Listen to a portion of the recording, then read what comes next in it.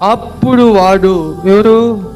సమూయేలు, యెహోవాకు అక్కడే రొక్కెను. నేను అంటాను, దీనికి వ్యక్తిగత సమర్పణ అని నోట్ చేసుకో. వ్యక్తిగత సమర్పణ.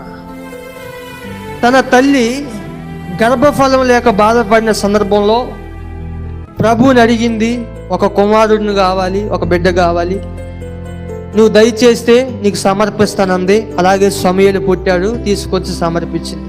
ఇది ఒక ఎత్తు. తల్లి సమర్పణ ఒకటైతే తల్లి ప్రోత్సహించింది, కానీ కుమారుడు కూడా ఏం చేశాడు? అక్కడే యెహోవాకి మొక్కాడు. వ్యక్తిగత సమర్పణ.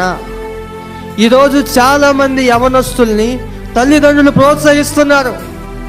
దేవుని సన్నిధికి వెళ్ళండి, దేవుని మార్గంలో పెరగండి, ఆధ్యాత్మికంగా జీవించండి అని తల్లిదండ్రులు ప్రోత్సహిస్తున్నారు. కానీ యవనస్తుల్లో ఏముండట్లేదు? వ్యక్తిగత సమర్పణ ఉండట్లేదు. దేవునితో ఒక అనుబంధం ఉండట్లేదు.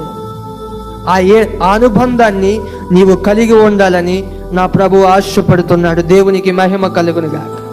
తల్లిదండ్రులు ప్రోత్సహించడం కాదు, తల్లిదండ్రుల సమర్పణ కాదు, తల్లిదండ్రుల ప్రార్థన కాదు, నీ ప్రార్థన కూడా కావాలి.